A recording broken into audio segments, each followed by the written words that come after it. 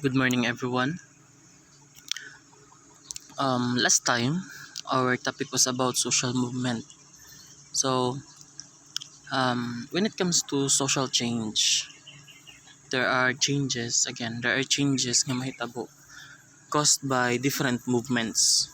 No, um, movements happen if we want to resist or inflict change. No, kung dili na to gusto og kabag-uhan or kung gusto na to og changes. There are a lot of things na especially nowadays, there are a lot of things that kumbaga we are fighting for.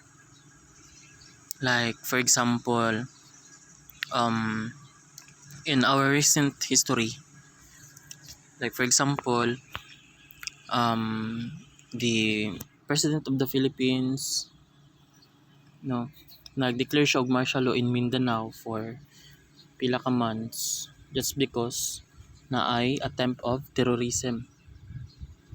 So in order to contain the situation, the president declared martial law in Mindanao.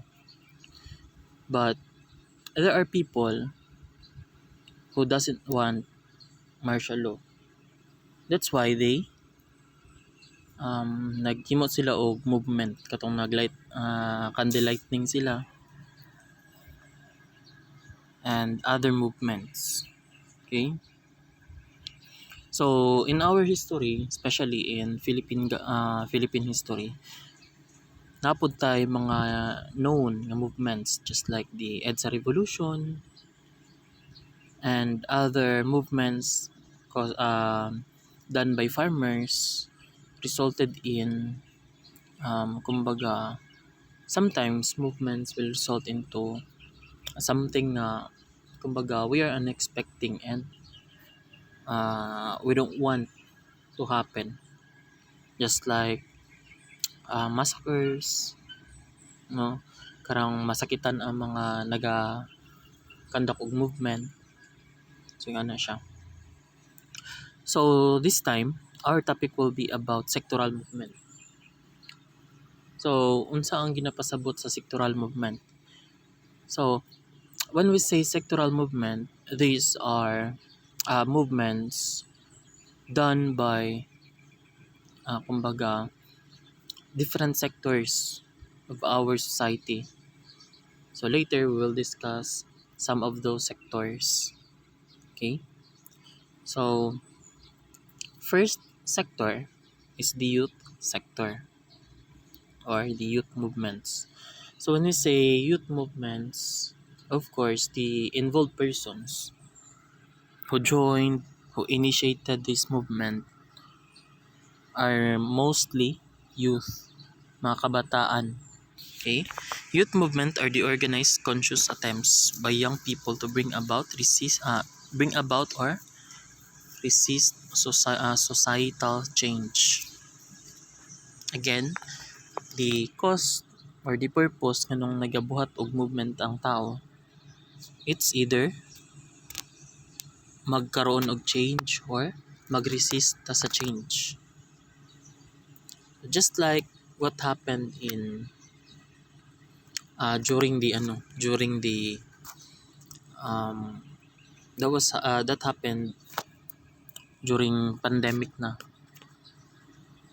no, katong gusto na to og mass testing because we want change, we want to contain the kumbaga the pandemic, gusto na to makontrol. So some of the youth, they rallied, they protest against the government na dapat na mass testing, dapat na mga ingani nga action ng government. That is an example of youth movement. Another is in history, especially students from University of the Philippines, no, or UP, sila usually ang naga-initiate ani, like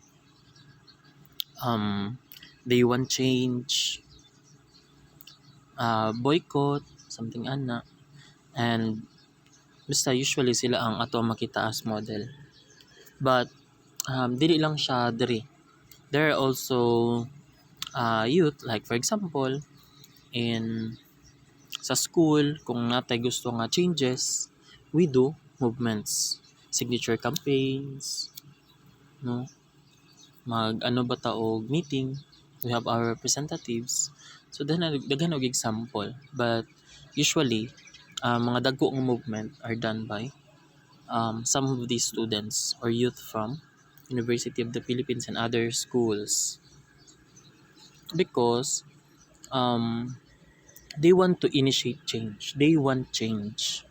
Kumbaga nga na ang reason nga no, they do movements. Okay? Gusto lang nila og changes. So, another is, dili lang man na siya focus sa gusto nila change.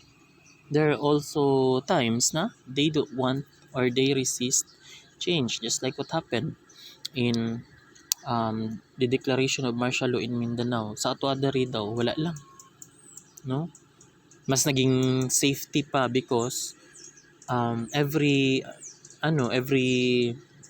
boundaries, almost every boundaries of every municipalities or cities na ay mga na ay mga authorities nga nagabantay. So mas ma-feel na to we are secured. But sila, that's because na sila yung mga, kumbaga either na sila yung mga bad memories about martial law, no, or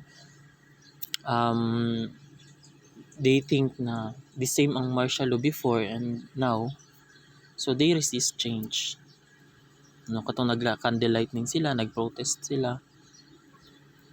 Okay, so that's it. A prominent feature of modern societies, youth movements emerge out of generational tensions, and the relations are rooted in specific socio-historical conditions. So, in doing some movements, we are also relating to our history. Just like what happened before katong naay martial law, and compare katong nag-declare karon og martial law to contain the situation in Mindanao. Kumbaga, they resist change. That's because natay history about it nga dili okay para sa ilaha. So we are based, sometimes we based our movements on our history. No? Just like what happened in feminist movements. In history, di ba, ang kababaihan, they do not have the right to vote, to join political activities. Hindi sila pwede mag-run as politician. Dili sila pwede maging leader. Wala sila karapatan para magtrabaho, mag-eskwela. So, in history, para sila, that is, kumbaga, unfair. Kumbaga, they must have the right. They must also have the same right with men. Equal rights with men. Kumbaga, ilang gi-base dito, ang ilahang gi-base dito, ang ilahang gi-fight. So natay nahitabo nga mga 3 or 4 waves of feminist movements. So nagkaroon sila og movement, that's because in history wala gid sila karapatan, wala gid sila equal rights. But nowadays, because of those movements, no, na-recognize na sila, natagaan sila og equal rights. Now, ang mga kababaihan na ang nag-lead. Mostly kababaihan ang workers and others. So nga na siya. In youth movements, there are different different reasons. No? We want change, or we resist change, or it is inflicted by adults. No? Kumbaga si adult ang nag-ingon nga ay buhatan niyo ni siya. So kumbaga, there are people who are fighting for something that they don't really know the real purpose. of what they are fighting for. No? May mga tao nga nagasali og protest, nagasali og rally, but they do not have the exact idea kung unsa gyud ang ilang ginabuhat. That's because that is inflicted by adult. So nga na siya. Youth movements have taken a variety of forms, including student rebellions. No, katong mag-boycott sila, mangguba sila og facility sa school, ano sila, kumbaga mag-vandal sila, just like what happened in, I think that was in Iloilo or in Cebu City, kung asa ang public establishments ilang sulat-sulatan ang mga kalsada, gisulatan nila. So that's it. Those are an example of rebellion. Okay. Cultural innovation. Katubitang, kumbaga, when we say cultural innovations, they are using literary, mga artistics, just like kara ilang ginabuhat god, especially karang mag-protest sila in Manila. Karang nagot sila yung mga ginadalang kato mga dagko kayong models bitaw. So I forgot the exact term. So katong naong ni Duterte ilang sunugon, naong ni Gloria ilang sunugon, naong ni Aquino ilang sunugon. Pero katong ano lang to siya, kumbaga cartoon. Like yung example nga na. Another is music.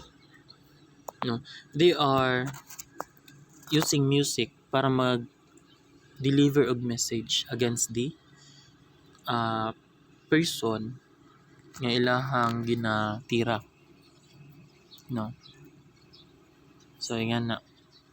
Just like dili siya exact nga song against specific person or specific politician.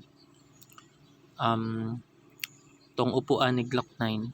So that is an example of karabitang musical na way of movement nga kung asa iyahang ginapatamaan ang mga politician nga lami kay ilahang kinabuhi, sulod sa ilang pader, while outside people are suffering.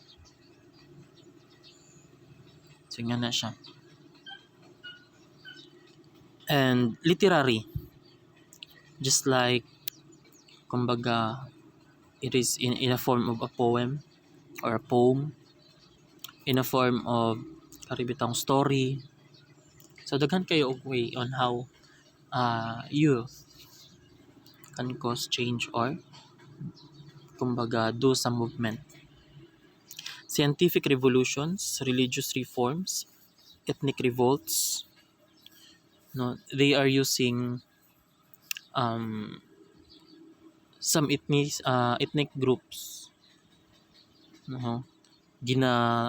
Let nila ang especially IPs, isa siya sa pinakadali magamit sa una. No, isa siya sa pinakadali magamit sa una. I think now dili na kayo siya maano because ang IPs karon are actually well educated na. They can really think. Kumbaga na gid sila enough knowledge about this one. Compared sa una nga kayo ang education, kumbaga nihit kayo or karang lisod kayo ang education sa una. Especially sa mga far-flung areas na wala gyud mga schools. No? Wala yung mga ingana nga establishments, educational facilities. So dali lang sila matawag sa mga tao sa urban to join them sa ilang movement. But there are also ethnic groups nga nagakandak og movements, especially if they want or they are fighting for changes, like for example katong discrimination against sa ilaha. So di ba? Like just like an example is Blaan. No? Blaans are actually one of the most discriminated tribe So I think wala man sila gikandak nga protest or any movements nga karang dinagkuan good or known, but there are some blaans nga nagkaroon na og kumbaga well educated, skilled, talented. So gitagaan na sila og recognition by some LGUs. Just like sa unag murag gina-discriminate sila, karon gina-let na nato nga magkaroon sila og one day to celebrate or to share unsa ilang culture para maging understandable or to understand sa other na tribes kung unsang ilahang tribes ilang kultura. So that is also a form of a movement na dili man gid siya tong dinagkuan, but they initiated by members of their ethnic group. So nga na siya. Religious reforms. So actually to be follow ta lang ning religious reforms because this is also a broad topic. So faith-based movement, just like protest, a short review. Just like protest against some bills or laws, panukala sa government against nga kumbaga taga-against na siya sa ilahang religious belief, just like when it comes to Bible, just like legalizing divorce, legalizing abortion, the RH bill.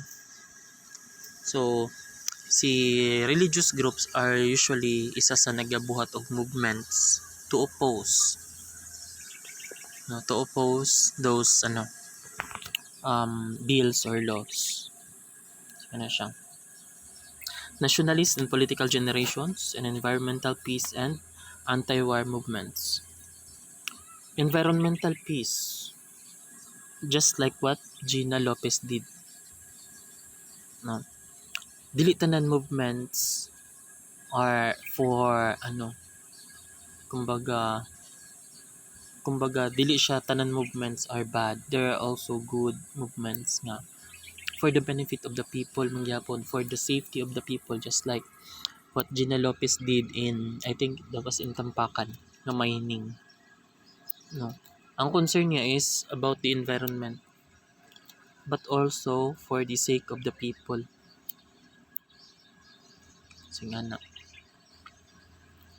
So we do movements to protect environment, to protect ecosystem. So diba, just like uso ang mining, so diba, may mga environmentalist nga naga-oppose. Another is katong mga environmentalist nga nag-oppose sa paggamit og plastic bags. So diba karon na-replace na siya into paper bags, which is more recyclable than plastics. So do you want change? So nagkaroon sila og movement and now naanay changes. Okay? Anti-war movements. Diri pasok ang karibitang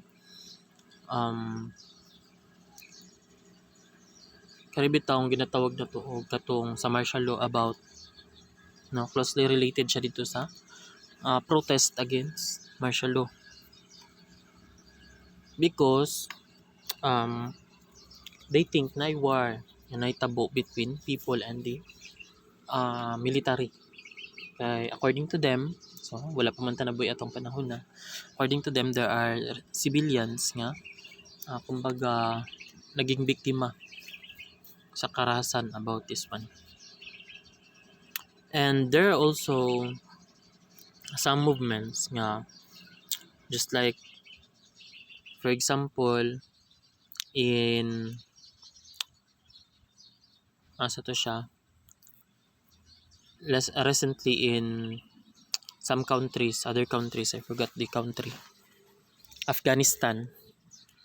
So they want peace, na gusto nila og kaayuhan. So wala man sila gihimo nga protest against the terrorists, no. But what they do is they flew away, or nag-follow sila,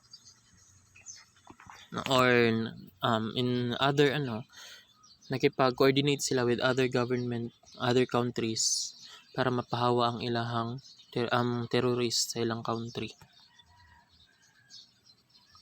No, because they don't want war. Kay sila magyapon ang maging affected. No, sila gyapon ang kaluluoy, mga kabataan. Okay, so this mostly ang highly active nowadays sa movements are the youth, kabataan. Because nowadays manggod mas involved ang kabataan sa volunteerism, no, mas involved sila in just like in some humanitarian actions or activities, no. So just like mga nature lover, so mag-oppose with sila kadalasan sa mga kadalasan sa mga nagasali-sali, or mostly good are youth, no. Next, attempts to study the origins and patterns of modern youth movements have focused on two types of generational conflict. Letter A, or number 1, intergenerational conflict, involving young people's dissatisfaction with the status quo and the authorization of their contemporaries to work for social and political change. So kumbaga, there are there are origins or causes nganong nagkaroon og youth movements. Isa na dira is kato ilahang dissatisfaction. Dili sila satisfied sa action sa government against COVID, so they do movements. Dili ta satisfied sa pamumuno sa current admin, so they do protest. So dili ta satisfied sa ani sa trabaho sa DOH, so they do movements. Sige na siya. So another is intra-generational conflict among competing generation units or mobilized youth groups. Revolutionary, progressive, moderate, conservative, and reactionary. So letter A, this is intergenerational conflict. Kumbaga, different generation, no, in different generation, ang lang niya is iyahang sa dissatisfaction about this something na sila dissatisfaction. So usually in intergenerational, kumbaga they have this oneness, or they have these common reasons nganong they are fighting for something. No, that's because of their satisfaction. While in intragenerational, no, usually these are the kumbaga conflict among competing generation. So conflict between or among competing generation units or mobilized youth groups. Diba? Nay iba nga dili mi gustoan na. That's because just like for example, katong protest against the kumbaga usually makita nato ni done by some of the students, no, nga dili mi satisfied sa ingani. But there are also opposing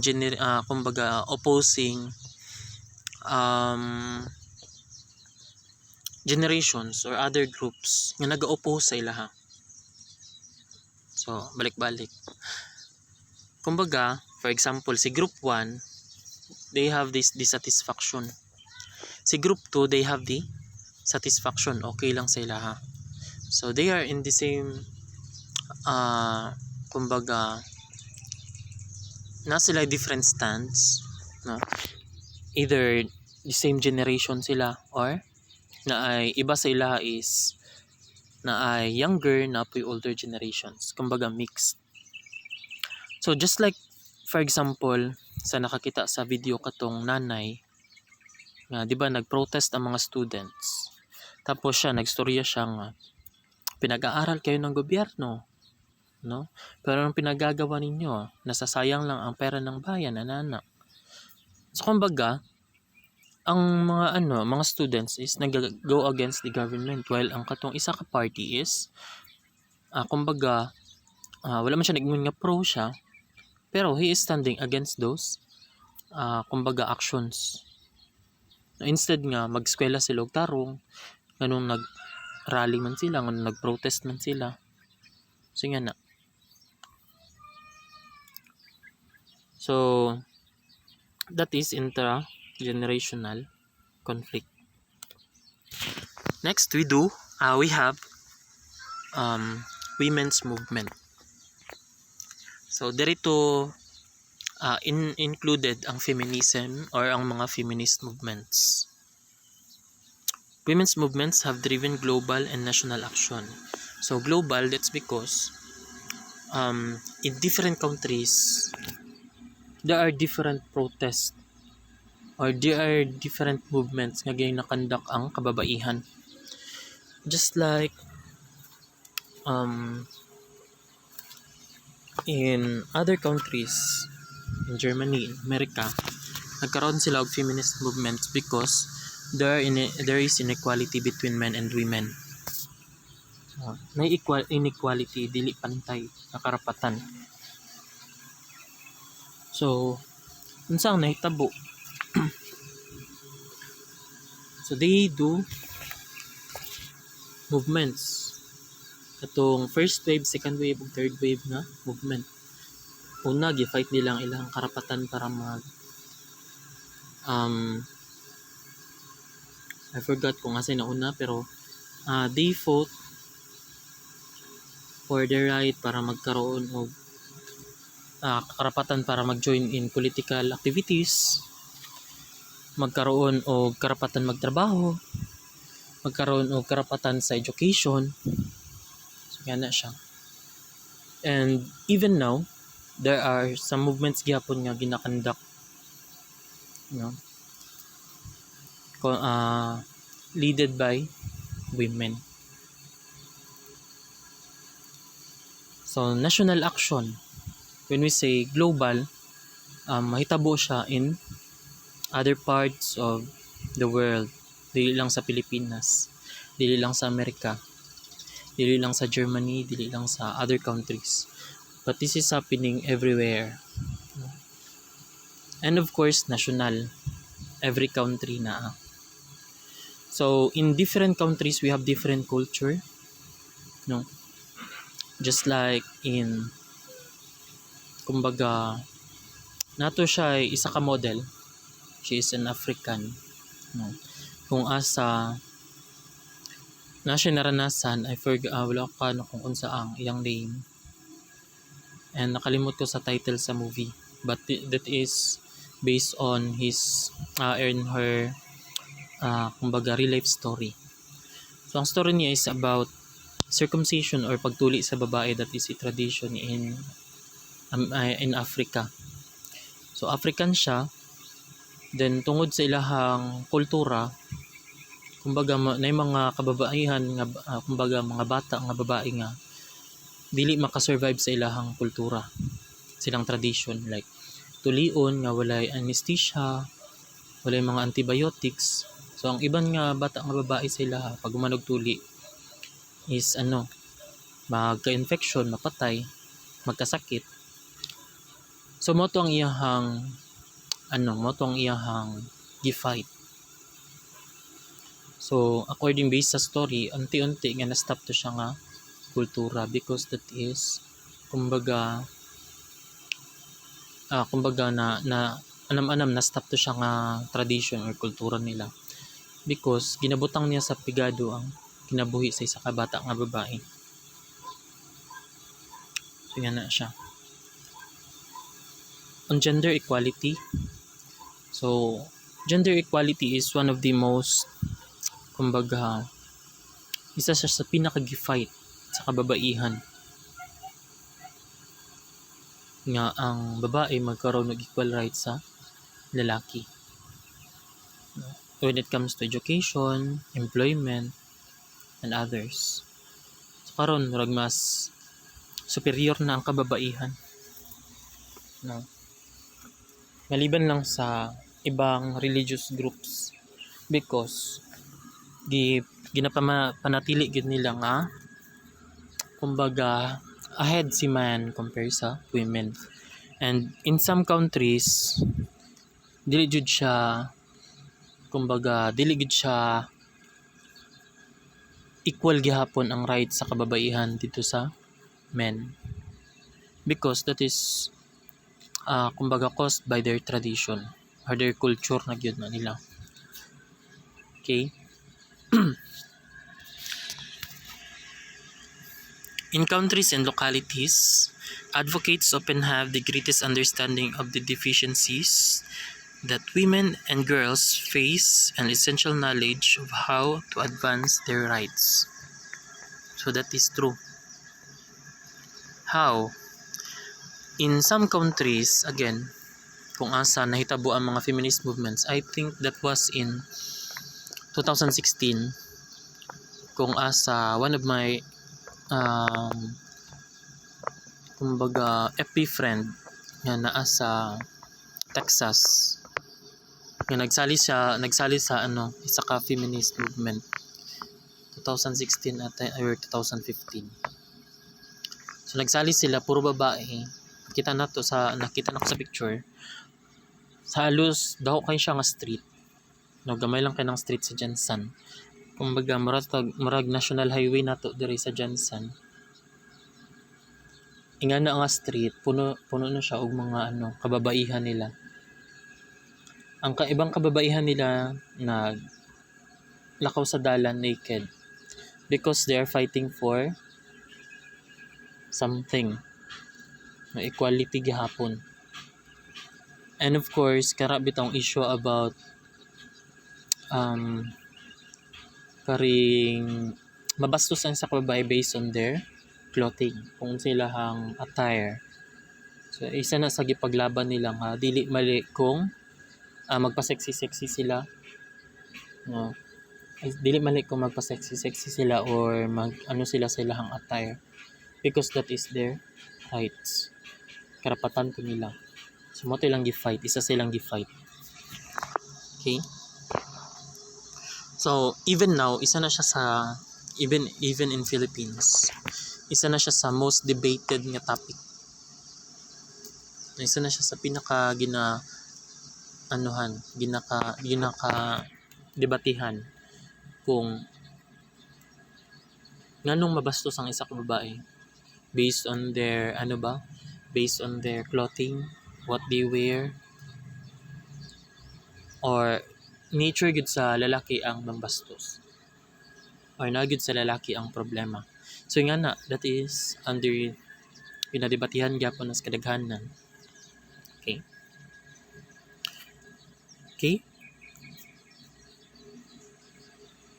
So of course, nowadays isa sa mga pinaka smartest person is ang mga mas bright na karon commonly mga babae. Dagan og mga they have the rights. They have the kumbaga knowledge na nga sila karapatan. For example, karing mga battered wife, some of them kabalo man silang karapatan. Mo nga na sila'y kumbaga karibitang strength na once na ma-abuse sila, makipagbulag gid sila because that is na sila'y karapatan. Okay?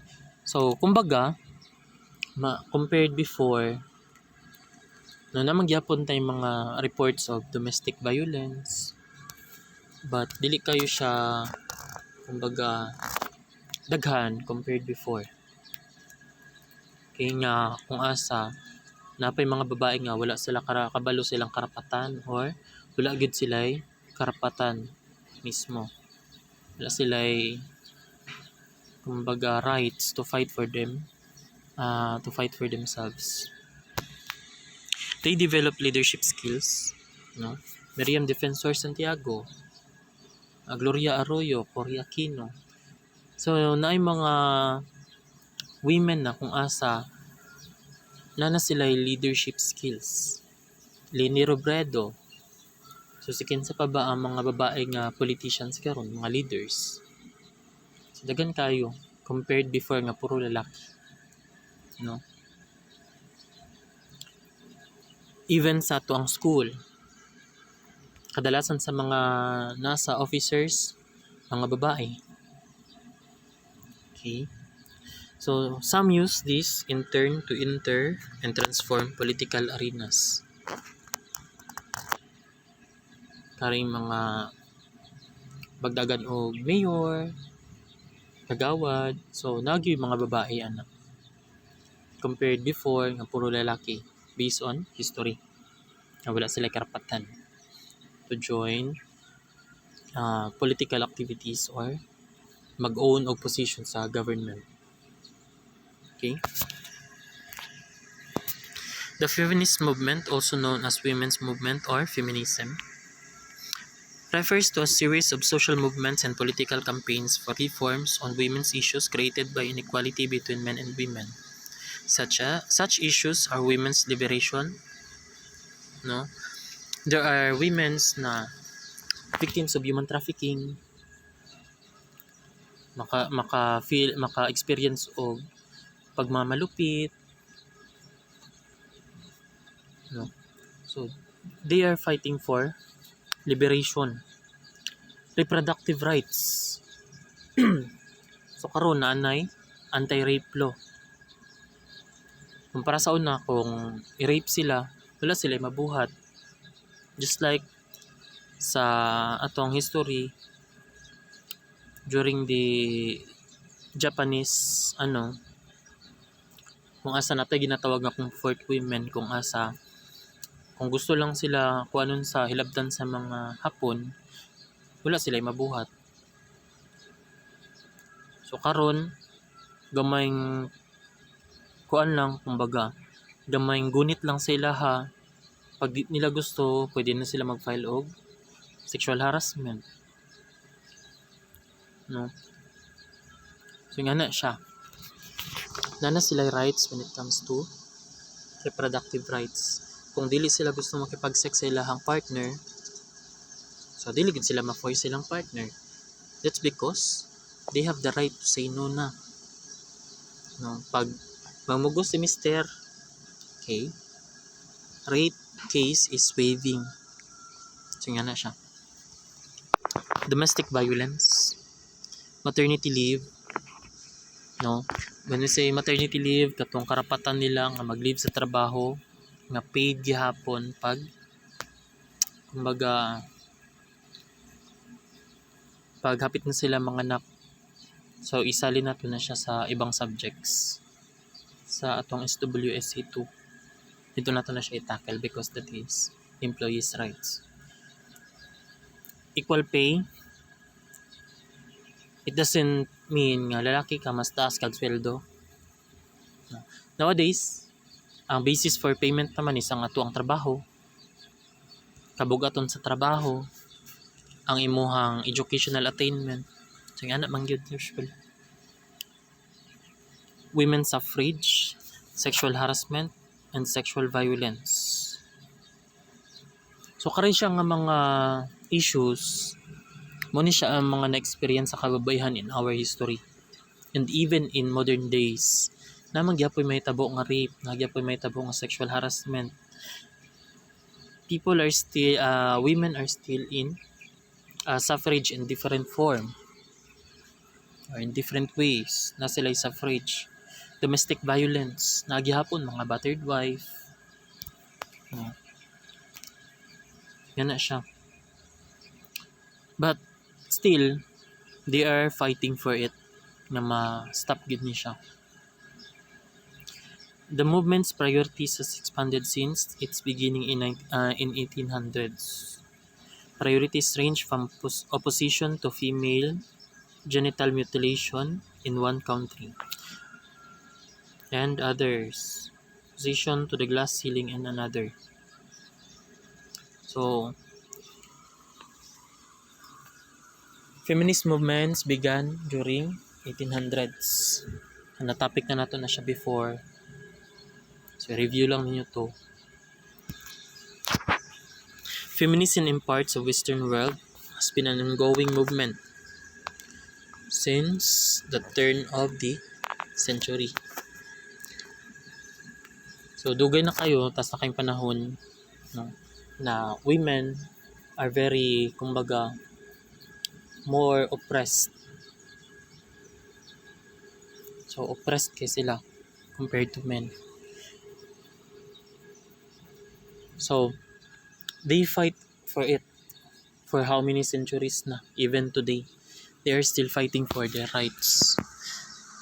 Dili pa man gyud totally equal ang men sa kababaihan. And maybe mas nilabaw na ang rights sa men sa women compared sa women sa men. Just like, for example, dili man tanan lalaki ang nagapangbugbog karon, napoy mga under desire nga mister na kung maldita kayo ang ilang asawa according to them. Kung asa wala sila mabuhat, no? Pag ang ilahang asawa ang bugbog sa ilaha, wala sila mabuhat. Maybe pwede sila mag-file og physical injury, pero pag babae mahilabtan, masakitan, nanay mga laws para sa ilaha, nanay AVOC, no, anti-violence against women and their children, nanay mga different laws na nag-protect sa ilaha, silang karapatan. Okay? But in for men, wala patay That's because according to some mas tako gyapon og vulnerability ang kababaihan compared sa men, because mas kusgan gyapon ang lalaki compared sa babae. So that's according to some of the anong wala karapatan ang lalaki nga mag-report or nganong walay mga laws protecting men pag ilang asawa ang sakit sa ilaha. During its inception, it has gone through a series of 4 high movements termed waves. Kumbaga, there are different waves kung asa highlighted ang feminist movement. The first wave feminism was oriented around the station of middle and upper class white women and involved suffrage and political equality. Mao ni siya sa first movement, tong gi-fight nila ang ilahang karapatan para mag-join in political activities, magkaroon og position sa government, mag-run as politician, and others. All about kumbaga related to the politics. And of course, there different suffrage, ilang mga experiences, mga violence nga na-experience. Okay? And for the second wave, political equality, education, right to property, organizational leadership, and marital freedoms. The second wave feminism attempted to further combat social and cultural inequalities. Like, for example, katubitang dili sila tanggapon sa mga establishment because they are poor and others. So, all about social class related issues. Dapat na equality. Ilahang race, black ba sila or white, or sa ilahang race. And of course, women from other nations ang nagkandak ani. So, namang yung mga discriminations may tabo ay black ano man ka, black American man ka, ay white man ka. So, they do movement to eradicate this issue. No? Kumbaga, na ay fair treatment. Okay? Next, the third wave, continuation gyapon sa ilahang gi-fight. Financial, katong karapatan nila nga karibitong magkuan sa income, mag-hold sa income ba, mag-earn for the family, and other, all about financial. Social and cultural inequalities of women in business and their home lives, and included renewed campaigning for greater influence of women in politics and media. So, na yung mga movements, so again, because they want change. No? They done movements because they want change. So, wala na siya gibuhat para lang sa wala. And we can see the results now, especially if you are a woman na nanakay karapatan. So that is a fruit of ginatawag na tuog movement, social movement. Okay? And dinanto siya a deeper yun because na-topic man nato ni sa isa ka slide. And last, dagan pa og movements, but for now tatlo lang sa. We have this labor movement. When we say labor movement, this is related to employment, mga karapatan sa trabahante, no? So, isa ang labor movement sa kumbaga pinaka naging importante nga movement. How or why? Imagine, isa ka katrabahante, no? Tapos, for example, wala pa karang ginatawag na to og benefits like SS, Pag-ibig, PhilHealth, another. So, scenario lang. Imagine wala kayong anak. Wala kay katungod niya, kumbaga regulations nga naga-impose og responsibility sa imong employer dito sa imong as employee. Karon nabanggaan ka, padulong ka sa imong trabaho or kato mga employees nga naputlan og kamot, naputlan og tiil, na disgrasya, na napatay, na wala og family because of their job. So, di ba? So, if you are a worker, trabahante na kakaron, makarelate jud ka. So, kung wala pa na siya, wala na na-impose, luoy kayo ang isa ka trabahante o isa ka employee. The labor movement consists of two main wings. The trade union movement, the British English, or labor union movement. So, trade and labor. Also called trade unionism or labor unionism. On the hand, and the political labor movement on the other. So the trade union movement consists of collective organization So they are the working people developed to present and campaign for better working condition. So this is consist of working people. Sila man ang makarelate, no? Unsay mapagdaanan sa isa ka trabahante. So sila ang naga-initiate og movement. Like, gusto na mo ang mga trabahante na yung nga karapatan. Another example of this one is sa labor movement. Just like what doctors and nurses did few weeks ago or few days ago nga nag-protest sila against DOH, no? Because they are at risk and they are still calling the attention of the DOH to give their the rightful benefits for them, no? Katong katong hazard pay, because wala na pud sila kwarta. And everyday ka naga-duty tapos wala kay income. So unsa na siya? Heroism na gyud, grabe ka heroism. No, grabe ka hero na gyud bayaning Pilipino na gyud kayo nga ikaw ang naga-suffer ay nagabayad ka sa imong bills, nagabayad ka sa imong whatever unsa imong ginabayaran, tapos wala kay mahatag, nagagasto pa ka sa imong pamasahe, sa imong allowance. So that's it.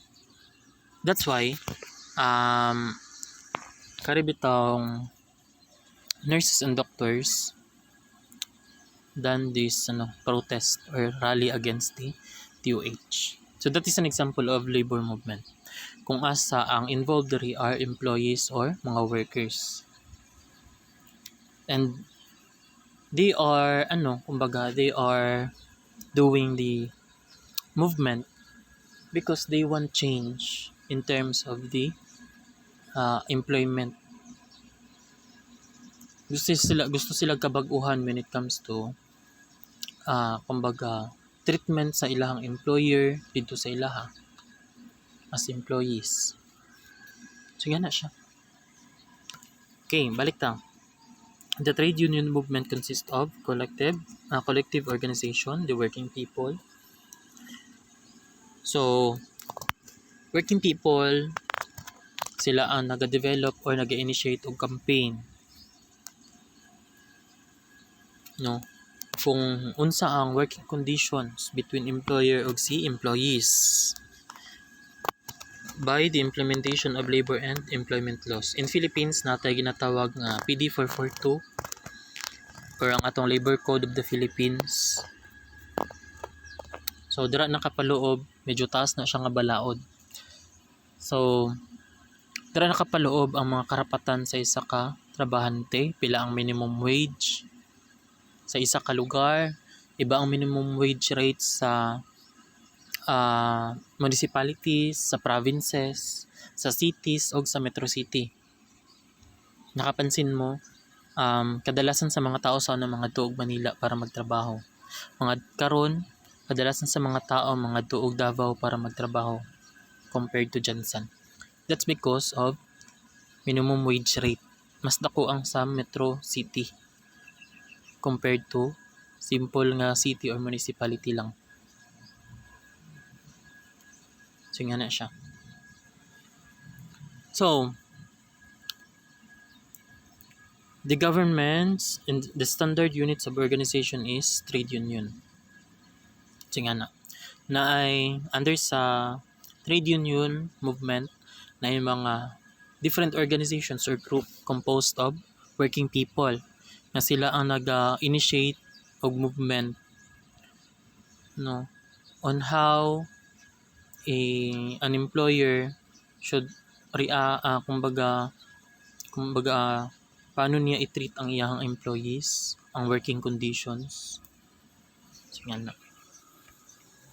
And the political labor movement in many countries includes a political party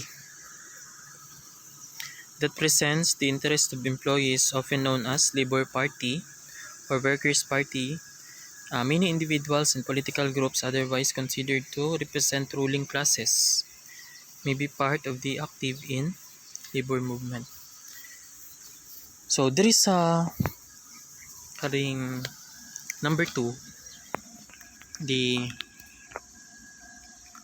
under the political labor movement. So sa number 1, tanan diri members or nagabuoan ng trade union are working people. But diri sa political labor movement na sila'y kumbaga karibitong for example, the RCR Foundation. Behind this foundation na ay some politicians nga kumbaga involved, no? Nag-own ba siya? Siya bang nag-own or kumbaga nag-initiate to create such group? No? So, paano siya maging labor party?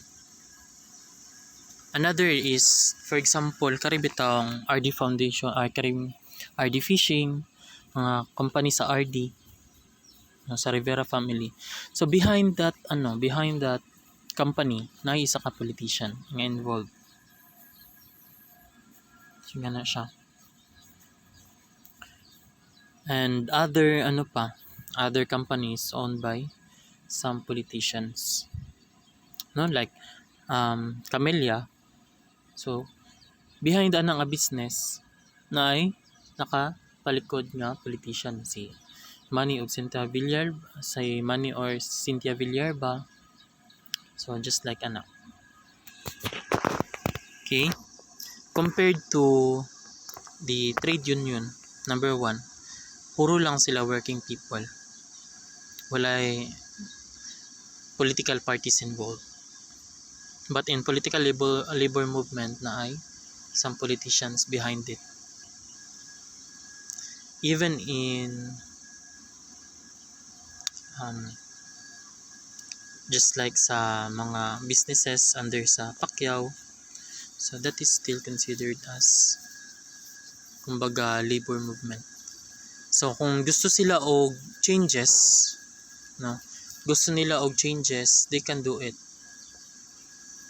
They can still do it even they are under some politician. Okay. The labor movement developed in response to the depredations of industrial capitalism. So, isa ni siya sa kumbaga ang industrial capitalism, isa siya sa naging cause asa na form or magkaroon o labor movement. Just like karibitong mga ibang nga Chinese nga mga employer, no, na karing wala gahatag og benefit sa ilang trabahante. Sige na siya, they're capitalist. May mga employer nga wala ga sa ilahang responsibilities as employer, no. So there are companies nga nagabawas og pang benepisyo sa ilang employees, tapos wala din nila ginahatag kung unsa ang rightful for their employees. However, while the goal of labor movement is to protect and strengthen the interests of labor within capitalism, the goal of socialism is to replace the capitalist system entirely. So, in our especially if gani worker na ta, trabahante ta, in our history, no, like for example karang 13-month pay, so isa na siya sa mga kumbaga karibitong nahatag nga sa to benefit.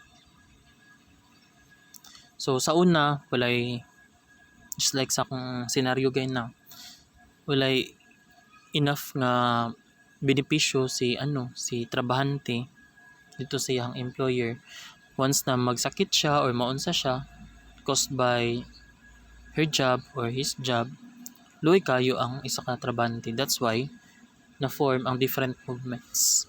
And of course, si government nag-establish og different departments nga mag-cater sa concerns all about labor and employment. Nga na siya. So sa una karang murag mas